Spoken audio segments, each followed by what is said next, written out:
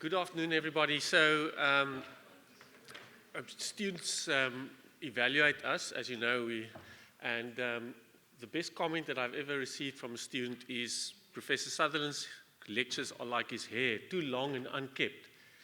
And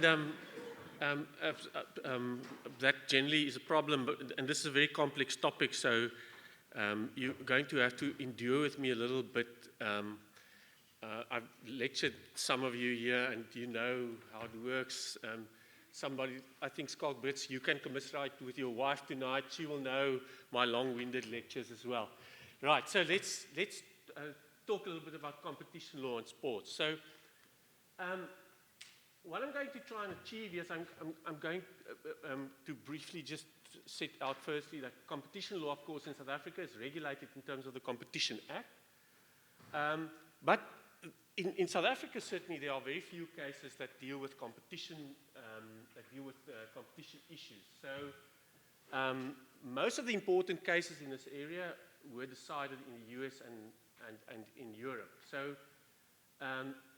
in those systems, competition law are governed by, in Europe, the Treaty of the Functioning of the European Union. So, it's governed on a European level, although different member states also have competition laws, and of course, the UK also has its own competition law. It's no longer part of that. And then in the US, you have these two famous pieces of legislation, the Sherman Act, which even if you don't know anything about law, you will know about it, and Layckan Acts. So what I'm going to do is I'm first going to talk about basically about the interface between competition and sports law, and then I'll discuss some basic aspects about you think I need a mic? I don't have I'll stand closer here. I don't have a hand for it. Okay. And then I'll talk about the implications of that for South Africa, and then hopefully at the end I will have an opportunity to briefly just give some examples. Competition law deals with commercial competition, and of course, in that sense, it also covers sports and the commercial aspects of sports, but it has to recognize that sports also have unique elements. So in these recent cases that I will refer to quite a bit, the European Super League cases, the European Court of Justice said sporting activities carry considerable social and educational importance, and that has to be considered when you look at how competition law applies to them. So competition law will focus on the commercial aspects, but it also has to take note of those other elements. And one has to start off by, of course, distinguishing between the competition in markets that competition law is concerned with and sports competition. So, of course, they are interrelated and they impact on one another, but there are different aspects. And, of course, competition law is not concerned with the on-field performance, or at least not directly concerned with that. Now, these recent cases also spend quite a bit of time talking about the sporting bodies and their nature. In the European Super League case, the Advocate General specifically remarked about this fact that sporting bodies have become more commercial, and in them becoming more commercial, it has created conflicts of interest. Conflicts between the promotion of the sport itself and the commercial needs. And it would seem, at least, that the ideas in Europe that competition law should play a role in dealing with this particular conflict. So, competition, for competition law purposes, is rivalry between firms for customers. And this form of competition takes place in markets. So, generally, competition lawyers will talk about markets as having product and geographical dimensions. So, when you start answering any competition law problem, of course, the first thing you have to do is you have to determine what the markets are that you are dealing with. And already in this area, the application of competition law to sports is very difficult because you often have a composite set of markets when you deal with sports. So the perhaps most important primary market that you will encounter here, especially if you deal with sporting bodies, has now been clearly defined and mentioned in many cases, the market for the organization of particular types of sports. So that already constitutes a market, but of course there are also many other markets that would be involved almost in every case that concerns sport and competition. In South Africa we had a merger case that concerned mergers in the horse racing industry, and one of the first aspects that became clear in the case is the complexity of the market. So you have the betting markets, broadcasting markets, and the sports market itself. The sports market itself is distinguished between the market for the horses, getting the horses to the particular competitions, the market for the spectators, then those markets also have to be defined in a geographical sense, and it's very difficult. So can you really say that the horse racing industry in the Western Cape competes with the KwaZulu-Natal? So these things are complex. And if you ask competition law questions in this area, that will always be the first problem that you will encounter. I think some of the questions that we specifically have to ask here is the one that I've already mentioned regarding geographical aspects. Then I think in sports, there's also the problem of the temporal dimension of markets. So there are often markets for particular time slots, and that creates further difficulty. And then I think it's also a question whether sports, whether one should always say that different types of sports are in different markets, or whether they actually also compete. And I think there are definitely areas where different sports compete.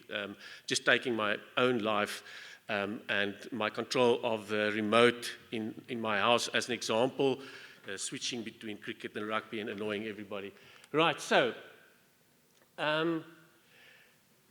again in the Super League cases and the ice skating cases, the court specifically looked at the nature of the governing bodies and how they differ in different jurisdictions. So in Europe, you often have the pyramidal structure, and I think many South African sports are the same. So you have a dominant body at the top, and then you also have, it cascades down into the teams, and it's normally quite unitary.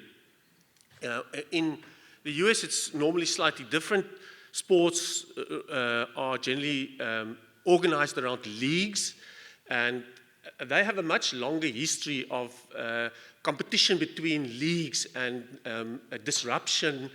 And I think this whole idea of disruption, new leagues, that really triggered the recent cases is something new in most other parts of the world, but is quite common in North America.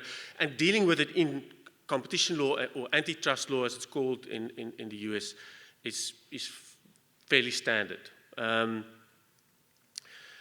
So it's clear to me that competition law in future will have to deal with the powers of sporting bodies, the considerable powers that they've obtained, and that it will be done. And I think in the next few years, there will be a considerable number of cases regarding competition law and sports, and this is going to be a fairly vibrant theme.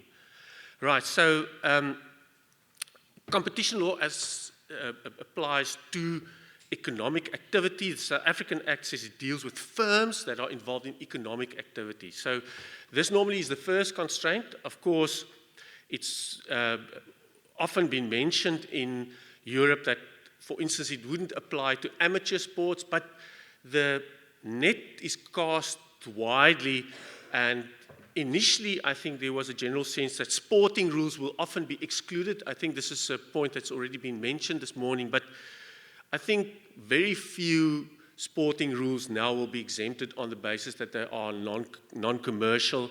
And that, again, is very clear from the Super League case. The European Court of Justice made it clear that most sports rules have a commercial dimension, at least in the sense that they affect players, and that very few sports rules would be excluded on that basis. The only one that the court mentioned in the Super League case, the court said, well, a rule, for instance, that would say that there are national qualifications for national sports teams. That perhaps would not be regarded as a commercial rule. But very few rules will now fall, or very few forms of regulation will now fall into that category. Although the EU requires that it must be, competition law will only apply to undertakings, the equivalent of the South African firm, and also only applies competition law to economic activities, they will cast that net widely. And they will apply it even to non-profit bodies. So the mere fact that the body itself is non-profit is neither here nor there. It really concerns its activities. And then there's also this very important extension that applies in Europe and South Africa when it comes to cooperative practices. You have agreements, but you also have decisions by associations of firms or undertakings. So even if you have a regulatory body that's not itself a firm, it will be covered on the basis that it is an association that under it has the firms, the teams. Now, in the US, the position is a little bit more complicated for historical reasons. So in the US, it's also required that for antitrust law to apply that it must concern trade and commerce among the states. And early on, baseball was excluded in the famous Federal Baseball Club of Baltimore case. The Supreme Court decided that baseball is not a sport, but is a pastime, and it's not conducted on an interstate level. Now, there have been various other cases on this topic, and they've all basically been very apologetic about this mistaken rule, but it has not been removed. It's a very good example of what lawyers call stare decisis, the idea that you have to follow precedent, sometimes even though it appears to be a little bit boneheaded. This rule does not apply in any of the other sports, so it only applies to baseball. And there have been various cases where the courts have said if antitrust law was to be applied to baseball, this case would have fallen foul of the law, but it doesn't in a particular situation. So the photograph there is of Curtis Flood. He was a participant in the case of Flood versus Keane. That concerned the reserve rule, where you have to pay for a player to transfer even after his contract is terminated. And at least there's a statutory exception that's specifically made after the Flood case for the application of antitrust law in the context, at least, of the relationship between employees and the clubs.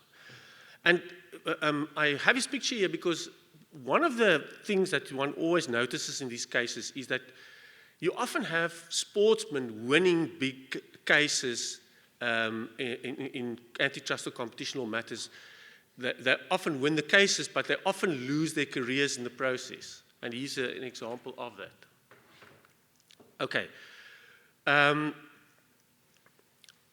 So then another important aspect here is that generally competition law is not supposed to apply in the context of labor matters. So when the antitrust laws were enacted in the US, initially and I think without it being the intention of the legislation, it was applied to trade unions. And in the case of Louw versus Lawler, this was the situation. And then the antitrust legislation was specifically expanded to exclude at least collective bargaining, but also employees. And that is the position in South Africa and in Europe for reasons that I don't think we need to discuss in detail now. But this is particularly important in the sports context when it comes to things like players' associations and the interactions between player associations and sporting bodies. I think that exception is perhaps not as broad. I don't want to go into detail, but I think that exception is perhaps not as broad as some people think. And one has to be careful when you conclude or when you make decisions as either a player or association or a sporting body, in the sense that the mere fact that it concerns that interaction would not necessarily exclude it. Of course, that's particularly complex in sports where the players are not employees, like, for instance, golf. But even in the ones that are. And this has been a major issue in the US. Generally, terms between players and the clubs are negotiated, and this often leads to very complex fights. And initially, for instance, in football, the idea was for the players to form a trade union and then negotiate as a union. But then the negotiation was excluded from antitrust law. And at times, they would then sort of deregister as trade unions and then rather fight these matters on the basis of antitrust. And there's been this to and fro. So this is an area where I think one has to be a little bit careful. So as I said, this is the position in South Africa regarding employees is slightly complex, but generally the interaction between employees and employers will be excluded from the Act. Then, if you now turn into a little bit, if we now go into detail regarding the EU, or we will now go into a little bit more detail regarding the EU position. So, the starting point, I think, in the EU is that the treaty, the TFEU, has specific provisions on sports. It's quite interesting. I mean, and it shows the fundamental importance of sport, both from a commercial and other perspective. Now, 165 of the treaty, especially 2, says union action shall be aimed at, and then it specifically says developing a European dimension in sport by promoting fairness and openness in sporting competition and cooperation between bodies responsible for sports. Now, this provision was only enacted at a fairly late stage, and I think it's generally accepted that it's a codification rather than, so it sort of has simply added what was already the law to the treaty. So although most other legal systems wouldn't in competition law have this kind of provision that would influence how you decide cases, I think the idea in this provision was already part of European law before that. Right, now, I think the initial position, as I've already mentioned, others have already said this morning, was that pure sporting rules would be exempted from the considerations of the competition law, but also other aspects in the treaty. But this became narrower and narrower in a series of cases, the last one here being the Bosman case, which lots of people have referred to this morning. This is, of course, the case where, in terms of the rules in the European Treaty regarding free movement and the right to work throughout Europe, where it was found that you couldn't place limitations on nationality for Europeans in sporting competitions. And Jean-Marc Bosman is also a famous victim of the success of his case. Now, I think the initial idea was that sport, that at least the unique elements of sport in these kinds of cases was that it would be dealt with by exempting certain cases. However, we've now moved to the situation where the view rather is that most sporting rules and most sporting acts by governing bodies will be subject to both the broader rules of European of the treaty and competition law, but that it would be possible to justify particular sporting rules even if they harm competition, if they have objectives that are legitimate, and if they only properly follow through on those objectives. And I think this was eventually settled in the Mecca-Medina case that concerned doping rules. The doping rules were found to be in accordance with competition law, but the court said, at least even if these rules were not, it would still be possible to justify them because they have a legitimate objective. Right.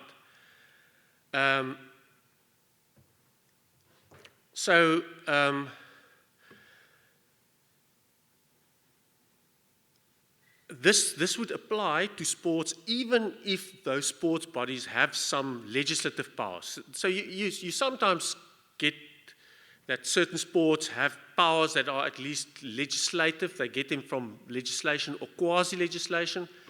Generally, the antitrust law or competition law would apply despite that. And I think that would also generally be the position in South Africa. I mentioned some of the South African case law on that.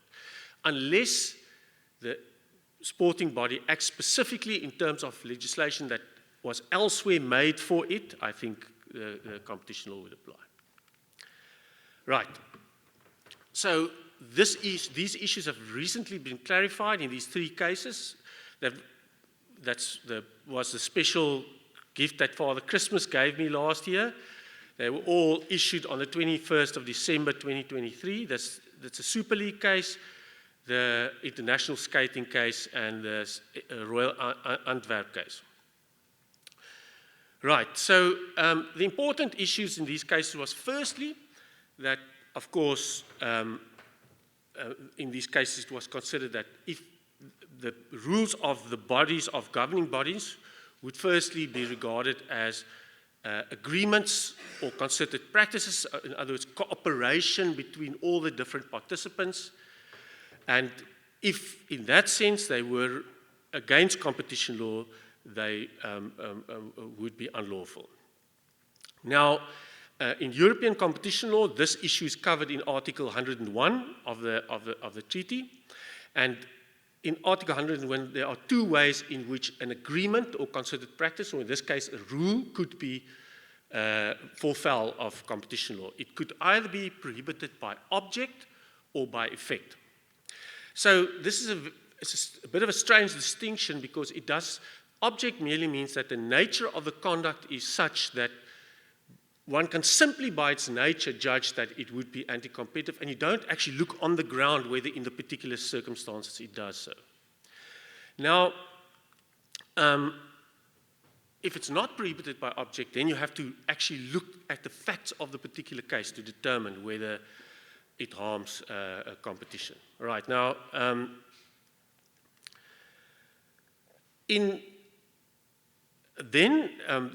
case law says if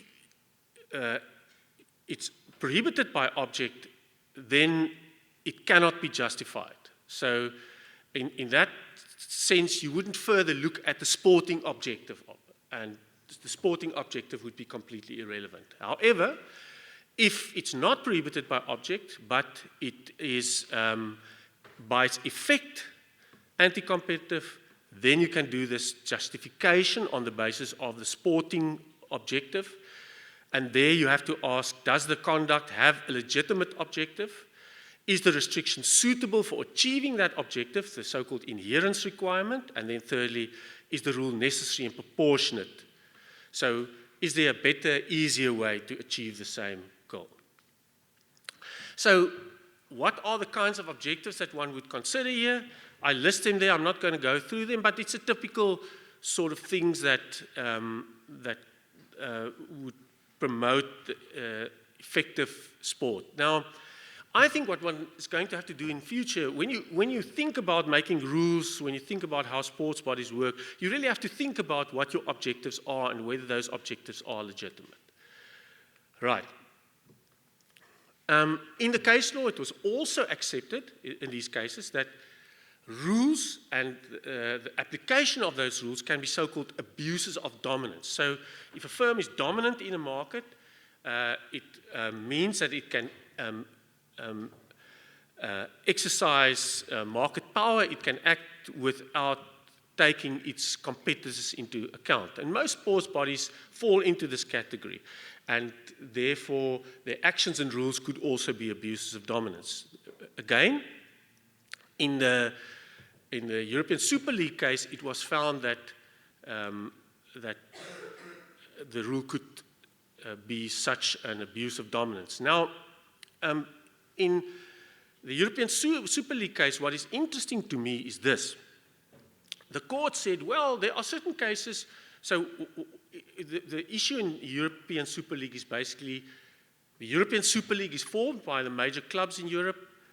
FIFA and UEFA says, if any clubs, we have to approve teams that are subject to our authority to play in other leagues. We don't give our approval. If you participate in this league, you will no longer be able to participate in FIFA and UEFA activities. And the question is now whether this is either a contravention of Article 101 or 102. Now, the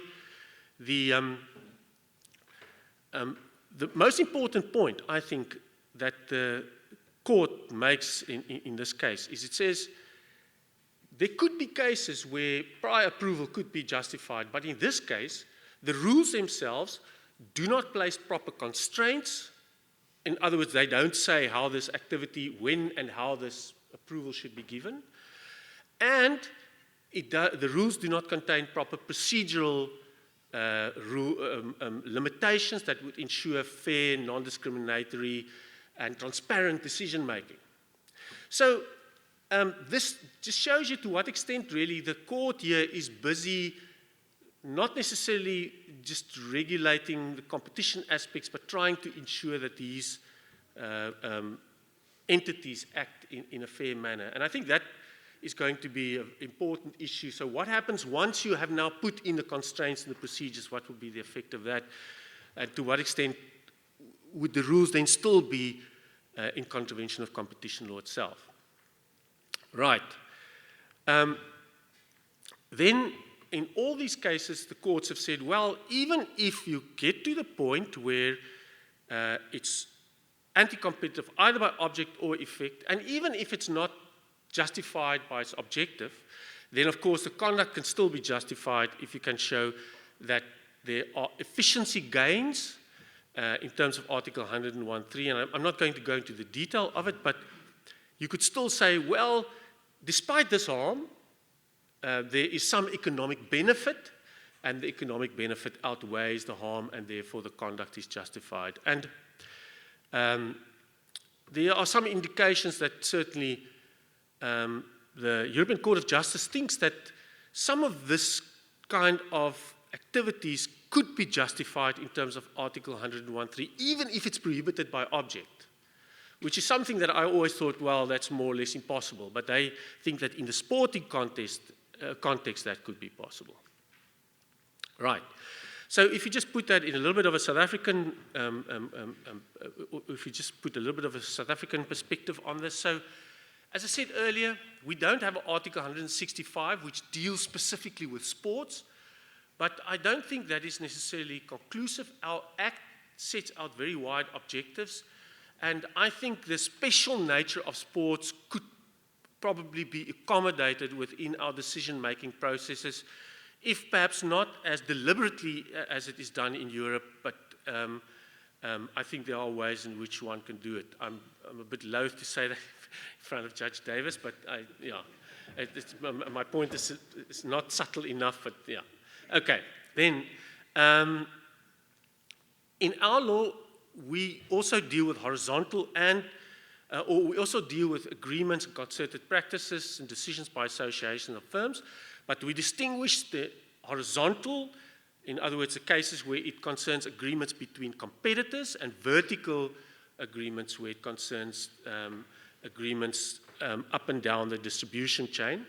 So in that sense, much of what was said here would also apply in South Africa, except that we don't distinguish between conduct that's prohibited by object and conduct that's prohibited by effect. We rather distinguish per se and rule of reason conduct, which is in some ways similar, but also, I think, quite different. And I think that some of the situations that were described as, or some of the applications of the prohibitions by conduct rule in these European cases certainly wouldn't in South Africa, I think, constitute per se prohibited conduct.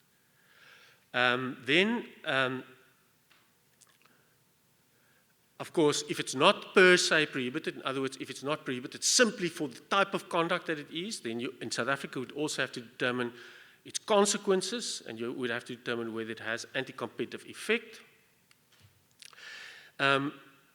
As I said, the per se prohibition in South Africa is different from the prohibition by object in Europe, and the kinds of things that are per se prohibited in South Africa are more specific and specifically set out in the Act, which I think gives one less flexibility that you would have in Europe for this purpose.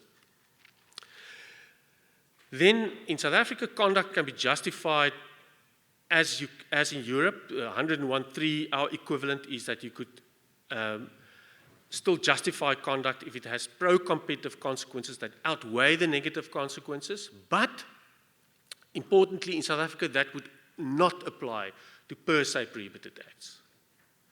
So this idea in Europe that you could prohibit something by object and then still determine whether it is efficient, that would not apply in South Africa. So as I said, some of the agreements or cooperation here will be vertical. That's separately dealt with in South Africa. I don't think we have to go into detail regarding that. Then abuse of dominance is specifically governed in South Africa by Section 7 and 8, and 9 of the Act. And certainly these kinds of conducts could also be abuses of dominance in South Africa. Importantly, I think that when it comes to abuse of dominance, if you think about situations where the rule prevents a team from participating, or where the rule excludes a particular participant, I think our law as it has developed is fairly strict. We give greater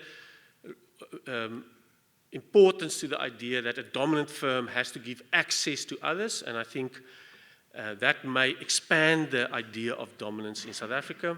And in most cases of abuse of dominance, again, it would be possible to show that there are efficiency gains that outweigh the negative ones.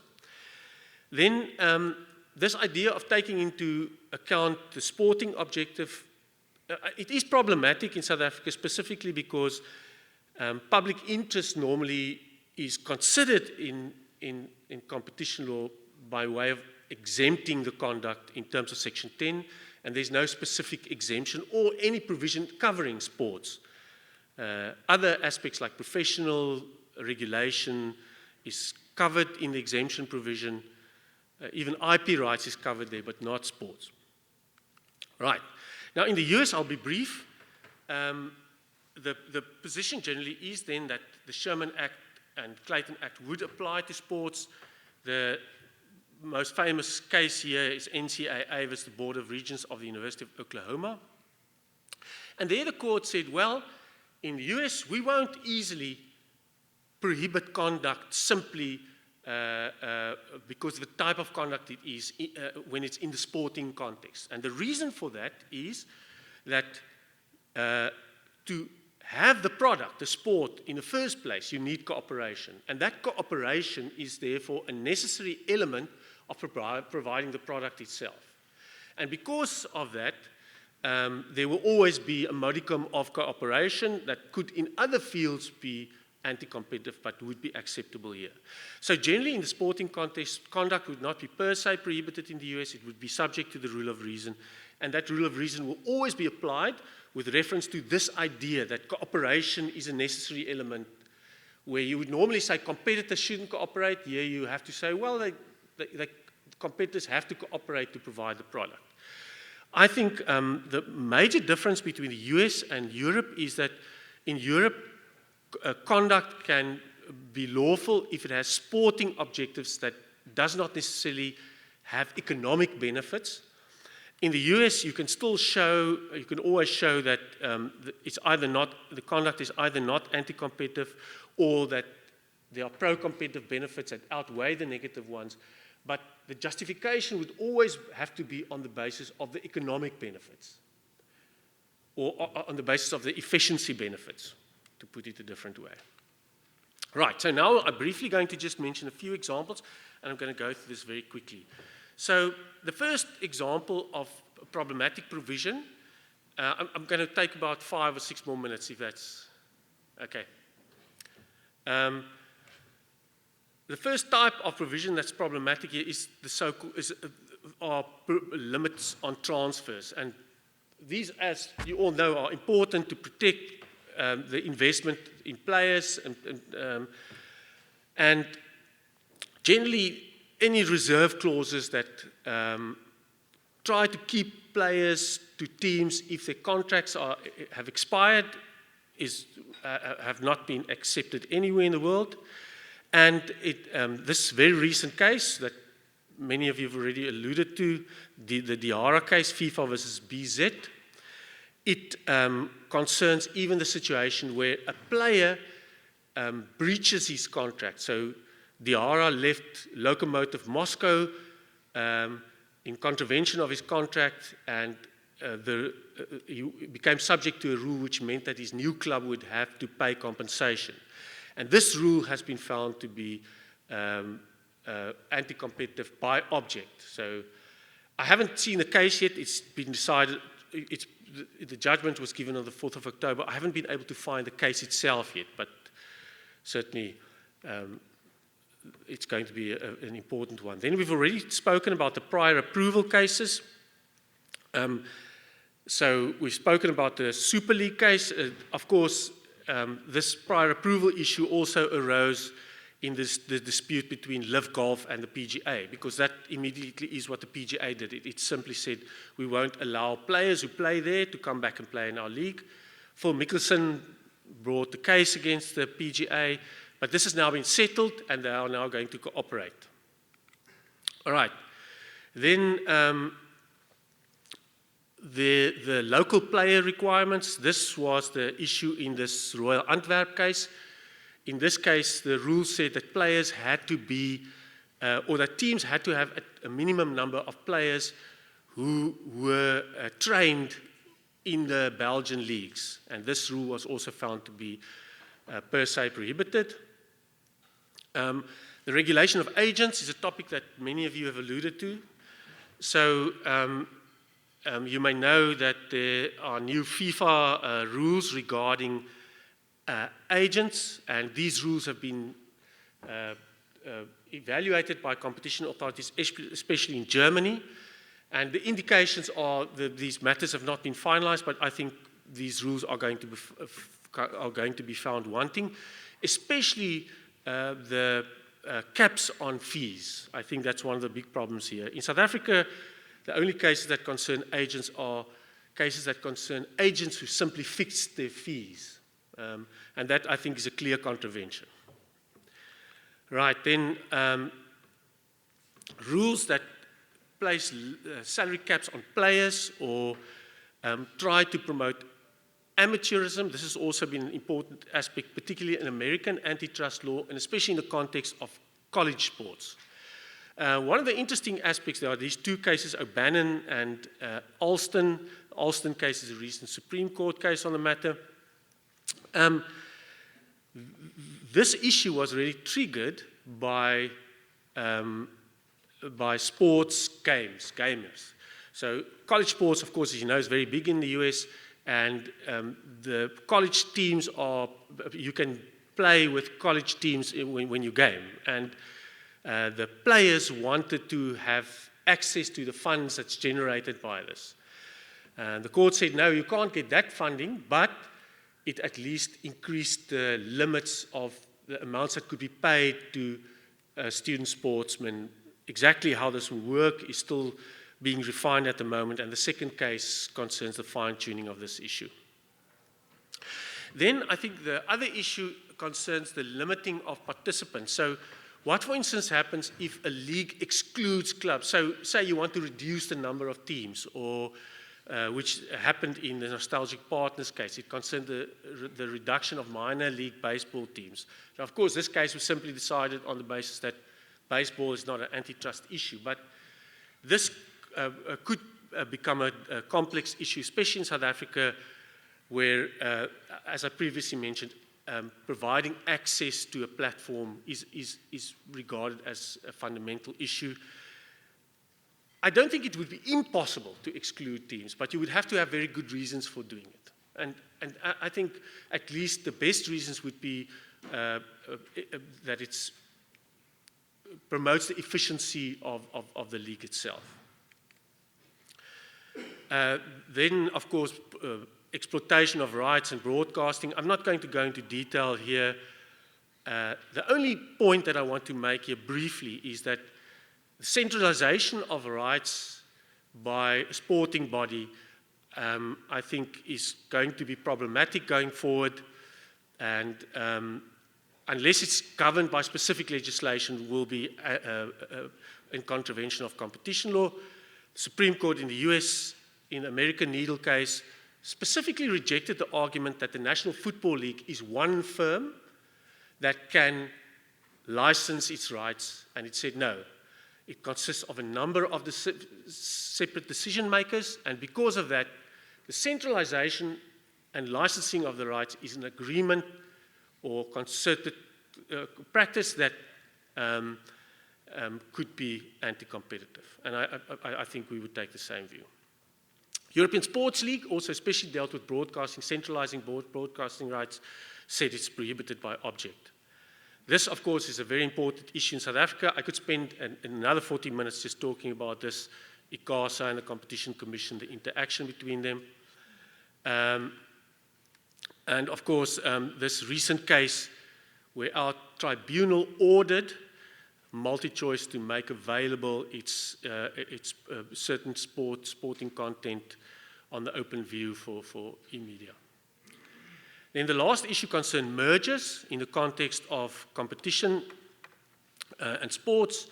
There are surprisingly few cases that concern mergers between sporting teams, but in many cases they will be subject to competition law and the strict rules regarding those mergers, and you would have to prove that the merger does not prevent or lessen competition.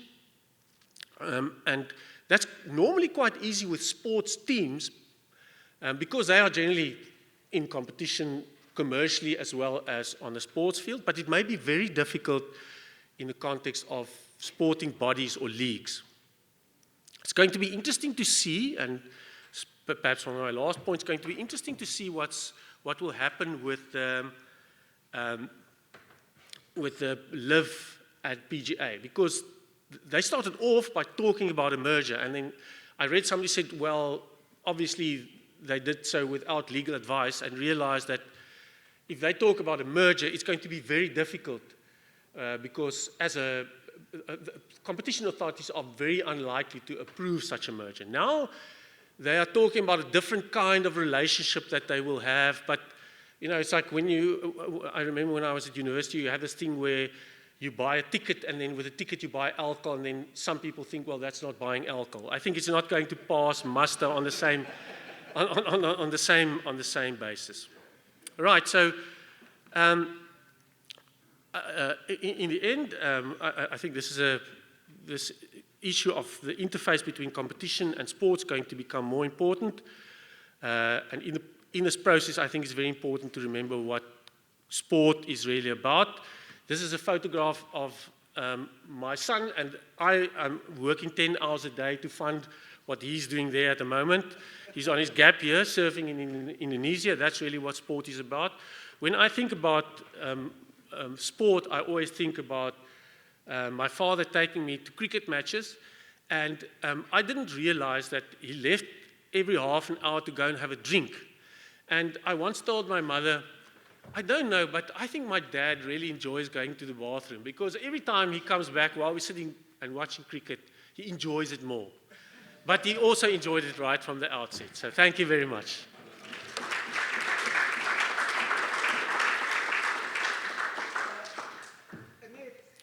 If you will allow us maybe a couple of questions, I think that, a lot was said. We can be back for lunch. There's lots of food as well. I know Annette has a nice lunch spread for us, but I'm sure there's a question or two, and Philip, I'm sure you'll take a question or two. Are there any? Okay, so over there, I think Louw's got a question. Hi, I won't keep you long. I'm Groenewald, Marty Sport. So, Prof, what I find very interesting is your point around the competitions law points out the possibility of dominance and the abuse in the form of exclusionary, as well as the possibility to exploit. So if you go back, I'd like to talk to you about the SABC versus Supersport. Yeah. So if you link this to the commercial rights, could there be a relevance in that? Well, how can we connect that? Because I think as South Africans and as a sport administrator that enjoyed SABC and now Supersport, how do we bring the issue of responsibility around the social and the educational value of sport? Is there a way in how we can connect these different laws so that hopefully we can find a suitable solution that is worthy for South Africans? Yeah, this is a very, very complex issue, and I think this is going to arise. I mean, the initial interdict that was awarded that now requires multi-choice to make available certain content is a very preliminary skirmish. But this, of course, is a very, very complicated issue because there is a conflict between the access on the one hand and getting the proper value from the sports on the other. And I don't think that competition law can really resolve it properly. I'm quite worried that, and I'm sure the sporting bodies are as well, that if you really take the view that one would take in competition law as it stands at the moment, that it would really undermine the value of the rights that sporting bodies have. And striking that balance is going to be very difficult. Do you want to say? Well, we've settled the case. Is it settled? The case is settled. Okay. So the case, wait for the question. Maybe.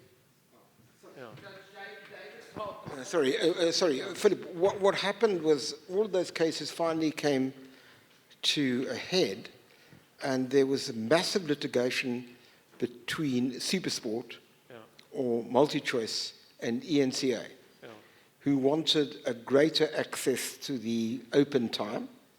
And of course, MultiChoice was saying exactly what you just said. If we grant you greater access, there's less incentive for us to pay the various associations, and it's going to undermine the whole process. And I was presiding in this particular case, and much to my amazement, it was settled.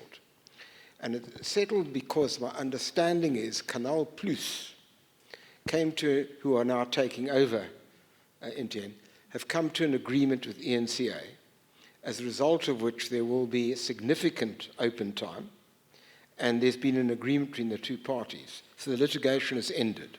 But I suppose that doesn't affect the complaint, right? You're talking just about did they appeal the interdict? No. This was an entire case dealing with the question of access, which MTN were obliged to give others as a result of their dominance. Yeah. There is now no longer, that case is gone, dead. So the result of which is the sporting broadcasting now will take place as a result of an agreement between the two major parties, and every other sporting association was in on this case. I had to preside at a pre-trial conference where we had more lawyers than you have in sort of 5 rugby teams, and that's all now gone. So what I'm trying to say is, amazingly, there was a settlement. You're quite right, it would have otherwise created huge problems as to how you deal with this, but it's gone. We are not going to have a case like that in the foreseeable future. Because because I don't know, I would like to hear your view on this, but I think if you look at the way in which the law with regards to providing access with dominant firms generally has developed in South Africa, you would be hard-pressed to not force them to, just in terms of the general law, if they don't settle it. No, I won't be. Let me just put this at no higher than this level. There's an obvious, powerful argument, particularly in South Africa, given the fanaticism for sport and the fact that many, many people can't afford the fancy schmancy super sport stuff, to actually argue that, in fact, there should be greater deal of overtime. The problem as a judge that you'd have to weigh that against is all the financial experts telling you that super sport would then underbid, we wouldn't get all of the sport. I myself wouldn't have to suffer every weekend watching Manchester United, and all of that would go away. But it's interesting, Canal Plus obviously took a commercial type social decision to say, we don't want this dispute anymore. My understanding is they were crucial to the settlement of that, the result of which is the case has been abandoned. And so any of those arguments, which you're quite right, I think, would be tough to find against, let's say, the bodies who are saying we want a greater access, that now no longer mercifully is going to be decided by the courts. Yes. Well, we are at the mercy of the abuse of dominance by a net here. Okay. Yeah, so let's break here, but obviously, please.